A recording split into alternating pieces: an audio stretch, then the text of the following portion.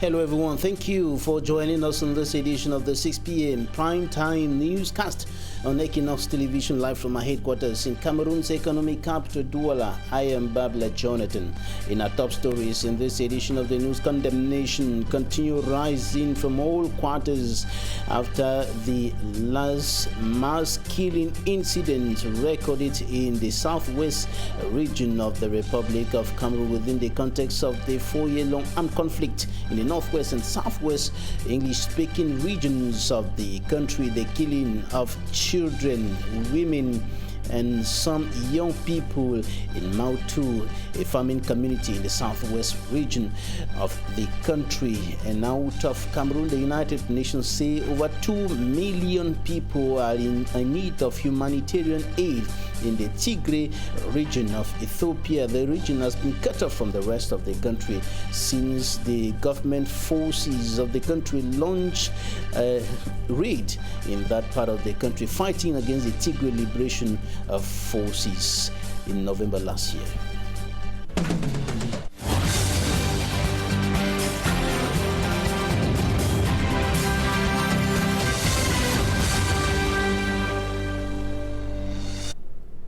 Thank you, dear viewers, for staying with us in this edition of the newscast on Equinoxe Television. We begin in the crisis-hit southwest region of the country, where condemnation continue rising to the sky, rising also from across the board in and out of the country following the latest mass killing incident recorded within the context of the Anglophone crisis. At least 9 persons killed in Mautu village, a farming community in the southwest region of the country. The victims are mainly women, children, and some young people, and they were killed over the weekend. And accusing fingers are pointing to elements of the National Armed Forces. The inhabitants of the village told the press that men in uniform stormed the village, and this is, however, not the first time this is happening. It is the second time Mautu village is stormed by men in uniform believed to be elements of the National Armed Forces, and several persons died in the course of the incident, and over 10, according to sources on the ground, were equally wounded in that incident over the weekend in Mautu village in the southwest region of the country. And condemnations have been rising almost from all quarters, and accusing fingers, as I indicated earlier, are pointing to the military, the government forces in the Republic of Cameroon. We shall be analyzing this other incident in the second part of this edition of the 6 p.m. newscast on Equinoxe Television. And in the meantime, almost all are calling for a return to peace and normalcy in the 2 English-speaking regions of the country, and of course some are calling for the intervention of God Almighty to put an end to the blood that has continued spilling and the destruction going on in those 2 regions. And among those looking forward to an end to the atrocities in those 2 regions, lawyers, of course, including common law lawyers in the city of Douala. And during the elective General Assembly of the Douala Lawyers Association, the new president spoke to Equinoxe Television, calling for a return to peace and normalcy, an end to the atrocities in those 2 regions. Details with Immaculate Fobe. The over 4-year armed conflict in the 2 English-speaking regions of Cameroon is preoccupying majority of Anglophones, including common law lawyers. During the General Assembly of Common Law Lawyers, the legal minds highlighted concerns over the deteriorating situation in the affected regions. People are dying on a daily basis. We invoking God Almighty to touch the hearts of Cameroonians. We're praying for peace and normalcy to return to the Republic of Cameroon. For we are one, we are brothers and sisters, and we must live as brothers and sisters. Before the election of the new executive of the Douala Common Law Lawyers Association, the lone candidate vying for the position of president highlighted some principles that he will follow if he is elected. The association which I want to manage, which I want to head, will be that of partnership, synergy, camaraderie, and will be our brother's keeper. I want an association that will be void of hypocrisy, backstabbing, gossip, collusion, and pretense. Barrister Wango Muhammadu came out victorious as he grabbed all the 45 votes. He promised leading the association in fairness and truth. Transparency, when lawyers lead, others follow. We have showed the world that we are the leader. We have showed the world that we are people of integrity. As postulated today in this our election, where there was transparency. He equally outlined the fact that the association is not political oriented, but will continue fighting for the rights of all Cameroonians. Dallas is not a political party. Dallas is an association of learned men, of lawyers. We are not the political parties, so we're going to work hand in gloves with all the sisters organizations like MELA, Noela, FACLA, and even with the government of Cameroon. Barrister Wango Muhammadu will be assisted by Fonyam Jr., Vice President, Barrister Bonduku Patrick, Secretary, Noko Jarvis, Finance Secretary, and Ashudasi, Treasurer. Traders and the divisional officer of Melon in the Mongo Division, littoral region of the country, are at daggers drawn over some irregularities. They are complaining over the mismanagement of the market space in that part of the country, and of course they are angry with the administration put in place, or the persons who have been put in place to manage the affairs of the traders in the melon market. And the divisional officer who is involved in the management of the market is now at daggers drawn with the traders, and as he tries to impose the persons who have been put in place as leaders of the traders in the market, which who are rejected by the traders. It is with Immaculate Fogwe. At the melon market in the Mongo Division are at loggerheads with the divisional officer of melon following his decision to dissolve the market executive bureau and calling for fresh election. Surprised by the decision, the traders strongly denounced the interference of the divisional officer in their affairs. Convocation for market. We heard that the divisional officer summoned our president. He does not have the right to do so. The mayor is a person to take such a decision. Our president has carried out a lot of developmental projects in the market. He has equally effectively contained high crime wave. Why try to remove him? And all that they were, you don't put up. It is very say, me the Saturday pass on. The market president attributes the decision taken to be political. He believes that his detractors are struggling to damage his reputation. Our association is apolitical. I have put in my best so peace reigns in the market, but some people are determined in destroying our efforts. I am not afraid of the election. My problem is they should stop intimidating me. Traders of the melon market say they are expecting the divisional officer not to meddle in their affairs so peace and stability could continue reigning in the market. Cameroon's Minister of Transport says his sector, that is the road networks, are ready for the 2021 African Nations Championship. He was speaking while visiting some construction and rehabilitation sites in the town of Douala, and he said these indicating that everything is ready as far as the roads are concerned, despite the fact that many of the roads in the town of Douala are in a bad state. Details with Fomi Armstrong Sander.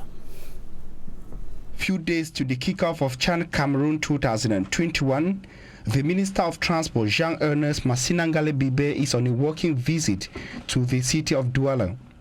Beginning from the Douala International Airport, the minister says his visit is to evaluate the implementation of recommendations in the transport sector for a successful CHAN 2021. While at the Douala International Airport, the minister observed that measures have been taken to enable a free and secured circulation for different delegations expected in Cameroon. Ernest Massinangale Bibe also promised the population that normal circulation within the city and at the Douala International Airport will not be affected, at least not adversely affected by the special pro-CHAN measures in the transport sector. Ce tour de propriétaire, nous sommes particulièrement heureux. Surtout le volet sanitaire. He also said that transporters and other key actors in the transport sector have been adequately sensitized on the necessity to strictly respect COVID-19 barrier measures.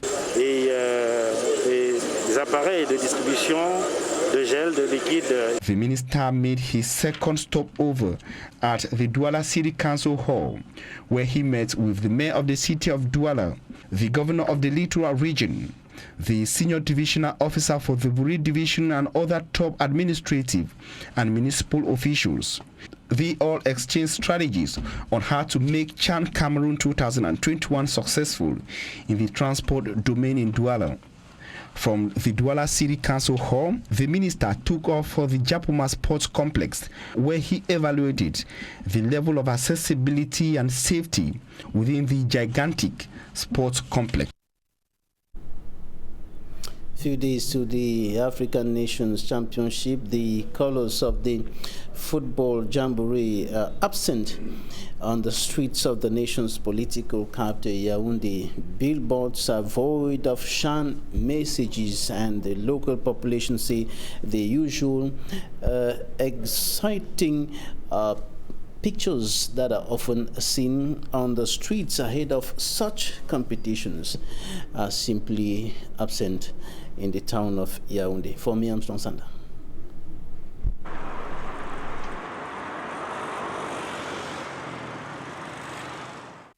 On the walls of the Amadou Ahidjo Stadium in Yaoundé, the effigies of the official mascot of CHAN 2021 are very visible, announcing the prominence of the event. However, a tour of some neighborhoods and major road junctions of the political capital city of Cameroon leaves a different impression of the importance of the event. At the Mobile Essos roundabout, the billboards carry messages announcing every major event in town, except CHAN 2021, to the dissatisfaction of local inhabitants. On ne sait même pas qu'il y a quelque chose qui va arriver dans quelques semaines, alors que le Cameroun va accueillir toutes les nations en ce qui concerne le football. Donc, on est... From Mobile Essos to Rompoy-Lonkag, flyers and roll-ups are only visible at a filling station, partner to CHAN 2021. The large billboards at Mobile Lonkag in Yaoundé have nothing related to CHAN Cameroon 2021. The major billboard carries a Congolese artist announcing his concert in the coming days. A similar situation at the famous and busy Avenue Kennedy in Yaoundé, where nothing related to CHAN 2021 is seen on the billboards. The people wonder if there is a local organizing committee. Few meters from Avenue Kennedy is the 20th May Boulevard.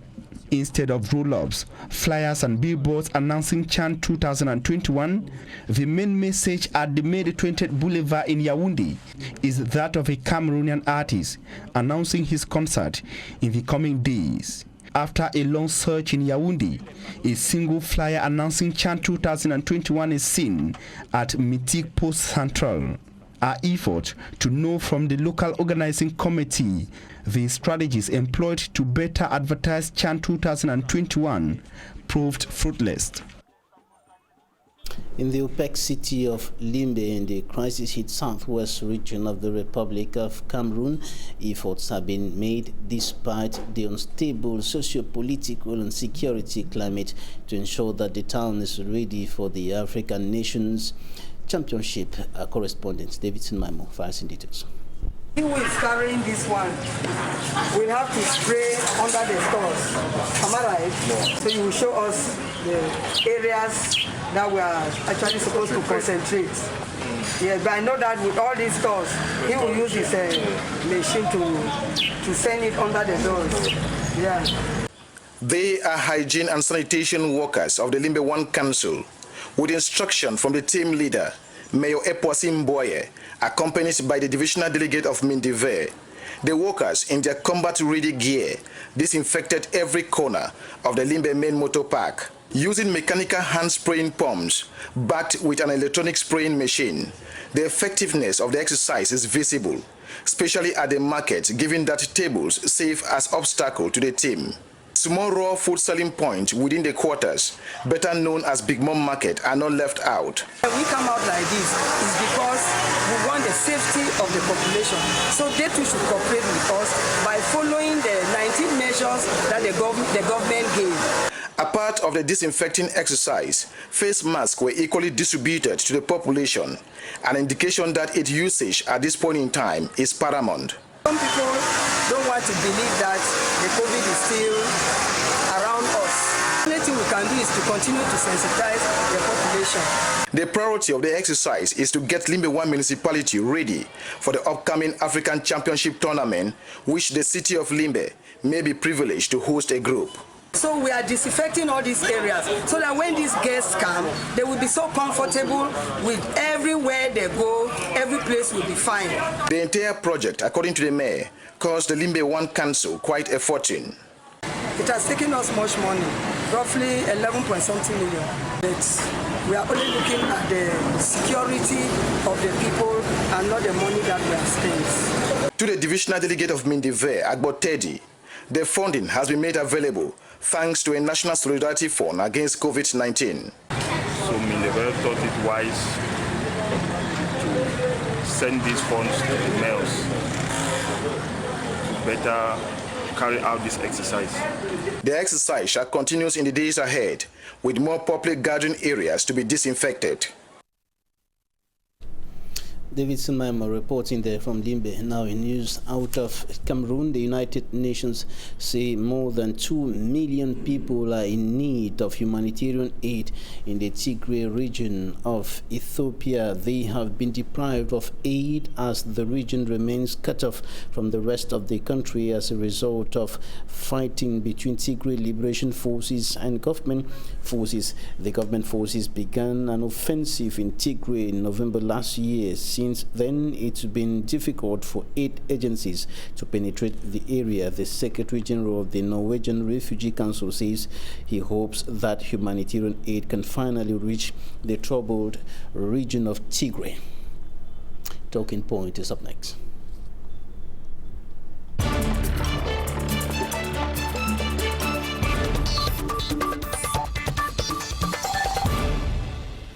Thank you for staying with us. Our first guest today is a historian, civil society leader, Gilbert Gimdo. You're welcome. Thank you, Mr. Babila.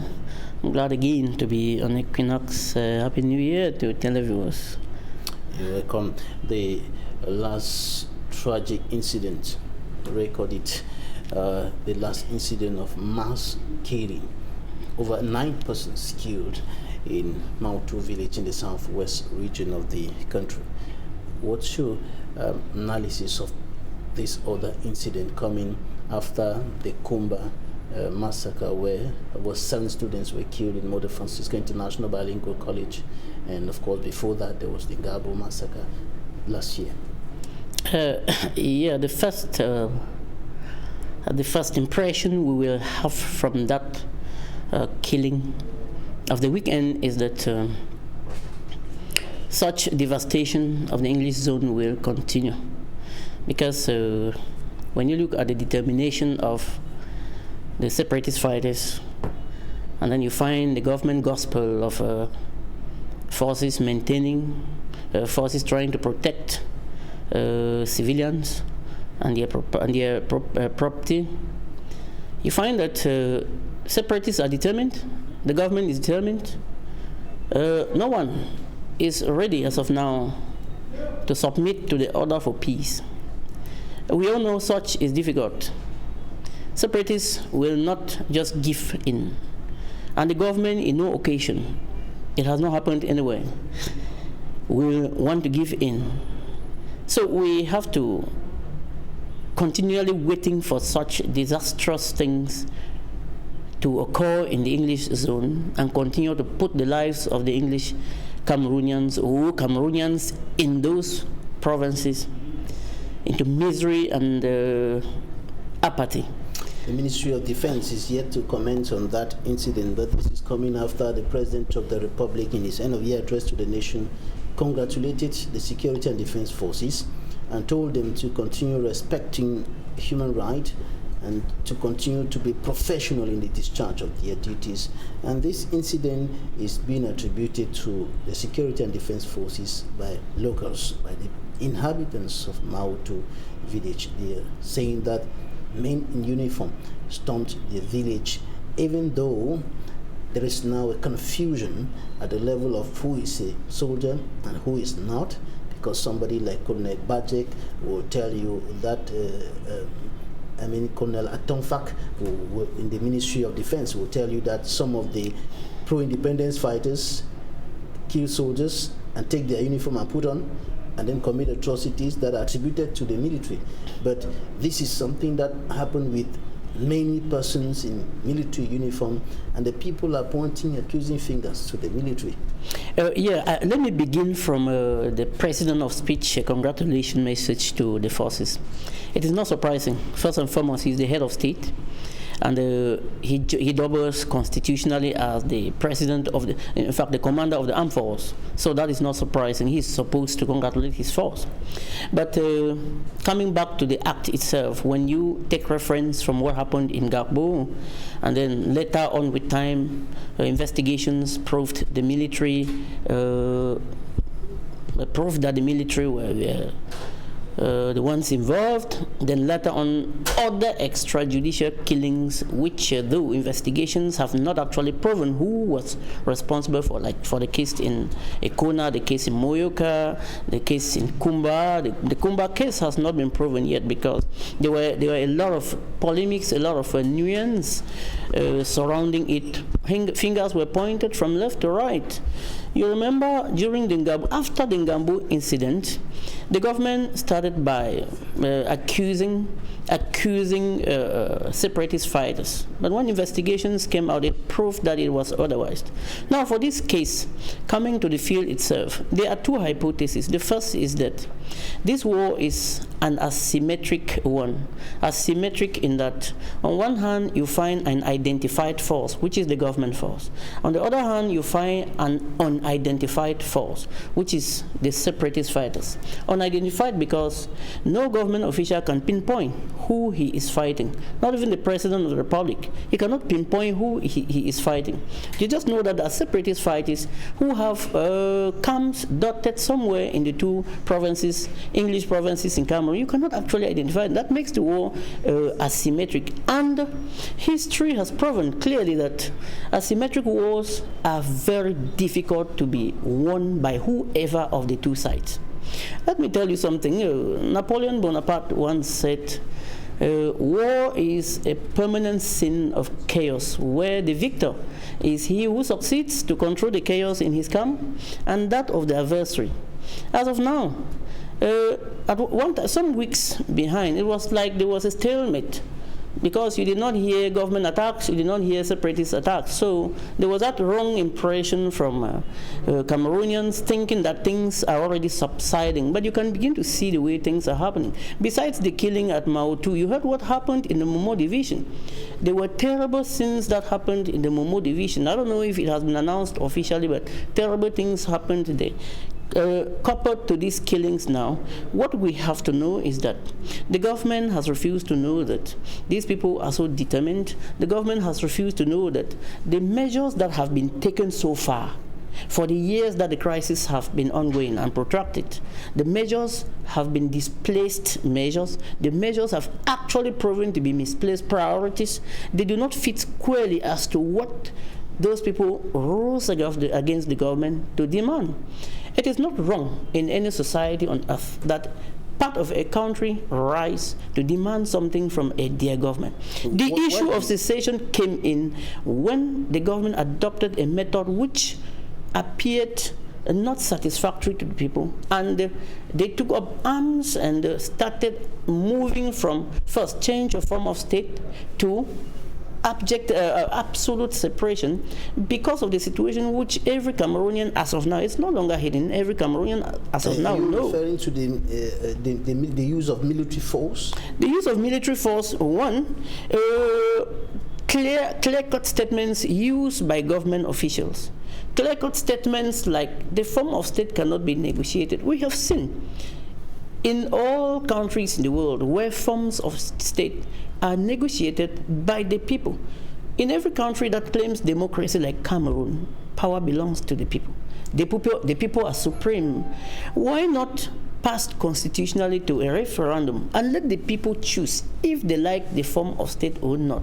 In Cameroon, as we talk today, for a referendum to come, there must be an enabling environment. There must be some sort of peace that should be in place. An enabling environment does not come like that, Mr. Babila. It doesn't come like that. The head of state, his collaborators will explain that the military is there to respond to the military component in order to restore peace and normalcy, so that some of those things that you're saying can happen. And that's exactly where we are saying that the procedure taken to handle the issue is a wrong one. Because there is a process when war has to end. There is first and foremost declaration of ceasefire. Let a ceasefire be declared. The two camps put down arms, and then the government now announces a plan of action.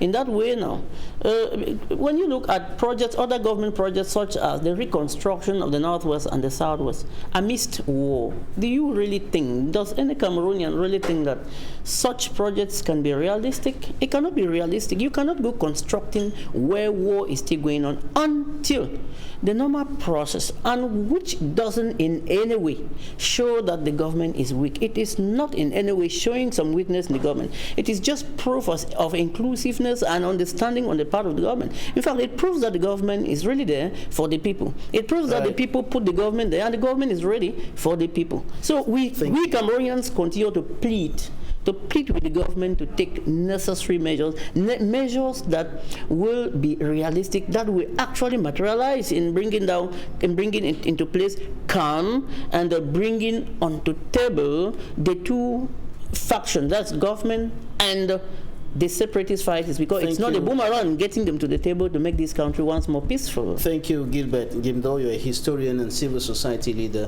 Thank you for joining us today. You're going to hand over your seat to Barrister Tamfu Richard, who is going to join us on this set to continue analyzing the happenings in the two English-speaking regions of the country and other issues concerning the common law lawyers in the Cameroon, notably those who are working in the French-speaking parts of the country. And of course, we are still talking about the killings in the Mautu village, a farming community in the southwest region of the Republic of Cameroon, and the that is of course the last mass killing incident in the two English-speaking regions of the country, and that was over the weekend. Barrister Tamfu Richard, thank you for joining us today.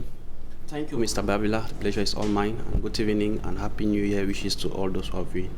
Your reaction to the Mautu killings?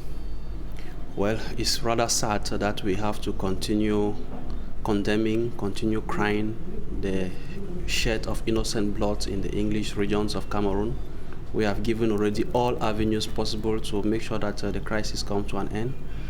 But it's rather unfortunate that none of the parties is willing to back out, and the innocent populations has to suffer. I don't understand or know how many deaths do we want to count before we really actually sit on a table and negotiate or discuss a peaceful avenue. It's regrettable, but we have to live with it.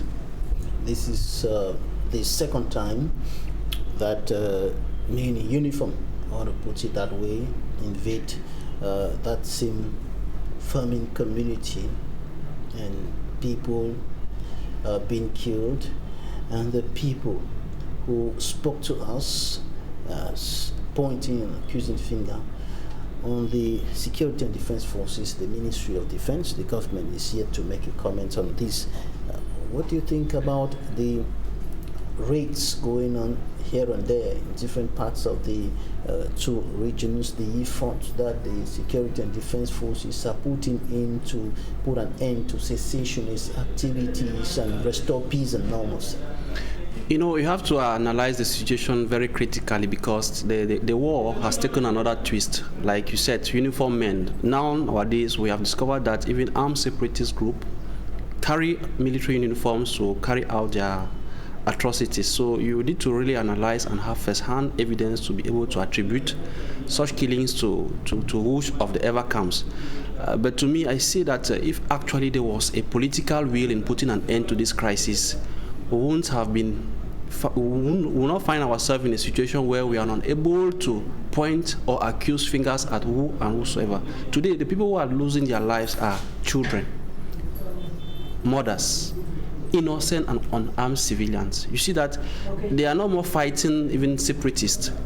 When you saw what happened in Matazem, armed separatists went and killed uniformed people, and they had to retaliate. So instead of retaliating and killing maybe the separatists or the uniformed people, what happened in Mautu, you have civilians, which is actually regrettable, because in no war conventions would permit such happenings. I think we have to be very critical to be able to accuse or point fingers at, because it has now been a conflict where you cannot actually identify who is doing what and who is doing what, because it has now taken another phase whereby it's either as it is a score settlement. I heard a top worker of the CDC was also killed. So is it a score? Has it gone to score? Manager of Lobe Estate. Good. Has it gone to a score? Has it gone to a score settlement issue that the civilians have to pay? If there was a true political will from the government and even from the separatists, because we should say it, we have been preaching to the government for 4 years and plus today. The government has done nothing. I think we have to now change our language to the separatists. We cannot accept, or in any fight that you want to secede or you want to protect your people and you are killing them, because right now when there are such atrocities like what happened in Mautu, we are quick to point fingers at the Cameroon military. Me, I will say no, because now the other turn the war has taken is that separatists themselves carry on uniform dresses and go and commit atrocities. Do you want to govern or secede from a country and then killing your own people? I say no. So those who are behind the commands of all these things, how do these guns even get into the country? Meaning that you have accomplices at both ends, because even within the government officials, they should tell us how these guns get to these boys. And the boys who are receiving the orders, the government should be able to identify those people and try to negotiate a way out of it at all costs, because for 4 years we have not even finished crying the deaths of Garbo or the deaths of Kumba. Now another one. For how long shall we continue to cry deaths and condemn or point accusing fingers at each side or the other side? Well, accusing fingers going from one side to the other, women and children perishing, going down into the graves because of the situation that has continued deteriorating, and this is happening at the same time that government is putting in some efforts at the level of the implementation of the decentralization code, with the special status putting in place the regional assemblies, the regional administration, but this seems not to be appeasing the people. Yes, the only responsible person here, I will always say it, you have the President of the Republic, who is the Chief of the Armed Forces. That's the only responsible person, and until he takes that command and hit his hand on the table to really see into that there should be an end into this conflict. We'll fight this conflict for more than 20 years, because 5 years is even still very small. By the attitude you look at the regime in place, the military option wasn't the best in resolving a political problem. I think if there was a good sense of policy or managing this crisis, would have avoided this innocent bloodshed of people. So the President of the Republic remains the only responsible person of all what is going on, because he has decided, or he has taken a military option, which today he is not able to win. No side will win this war, none of the sides. So the best thing will be to look for an avenue where we come out and restore the peace that we used to have. They will fight. When you look at the both sides, all the sides are determined. Now, who has the upper lead is the Republic of Cameroon. So the Republic of Cameroon, if actually it had a good political will, it can use 100 days to bring this crisis to an end. But the President of the Republic has no political will. He still believes in his military strategy, and it's unfortunate because people who are paying the price are children, mothers, unarmed civilians. To him, at his age, he's not the one losing. We are the ones losing. So I think that if for 4 years we have been preaching to the government and the government is giving a deaf ear, I think it's high time that NGOs, human rights advocates, civil society should now raise their voice to tell these people in the diaspora who are given arms, and who these arms are entering the country with the facilitation of government officials, that it should stop. And if we go by that, I think we can be able to stop it, because with the government forces or with the government, we have seen that there is no political way in bringing an end to this conflict. Even though the President of the Republic said in his end-of-year address to the nation that the government has shown that it is very much willing to solve this problem in all ways that it can. Now, let's talk about common law lawyers. You are a member of the Douala Lawyers Association, and you had your General Assembly over the weekend. You have now a new bureau in place. Yes, with Douala Anglophone Lawyers Association is a legalized association within Douala that groups common law lawyers, or people who have the practice of the common law system. And in Douala, you know, what we practice in Douala is not a common law. We practice the civil law system. So we are bound to move along with the civil law, because both systems. What are the challenges? Yes, the challenges are that first of all, the language is a language issue, because not all the text or the legislation that we use to practice are in both language. So that's one of the consequences, or that brought in this Anglophone crisis, when you had common law lawyers practicing in French system, not able to have other legislations being translated into English, and it posed a lot of problems. So we have the language issue already, and apart from that, I think that's even the major, because before the courts you have to express yourself in French, so you should have a mastery of both English and French to be able to practice fluently in Douala.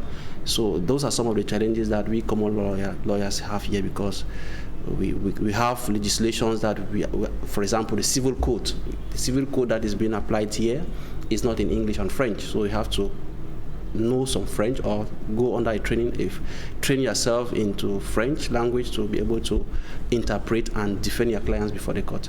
However, there are some legislations like the Criminal Procedure Code, which is bilingual. There is already it has been made easier, but we still have some key texts that we use that are not being translated. When you're defending a client in court, are you compelled to speak in French? Yes, not that you are compelled to speak in French, but you have to be heard. For example, if the judge is a French judge, you are speaking in English. If he's not getting you, he will not be able to to defend their clients. So you are obliged to be heard, and the best would be for you to try as much as possible to speak in French so that the judge and the audience can listen to you. All right, the new administration led by Barrister Wingu. Yes, the Barrister Wango Muhammadu is the acting president of the Douala Anglophone Lawyers Association, and he's there for a mandate of 2 years. All right, he said that he's looking forward to take the Douala Lawyers Association to another level. Yes, I wish him good luck. We are behind him to support. All right, Barrister Tamfu Richard, member of the Cameroon Bar Association, thank you for joining us today. Thank you. The pleasure is all mine, Mr. Babida. Thanks, ladies and gentlemen, for staying with us. That's it for today.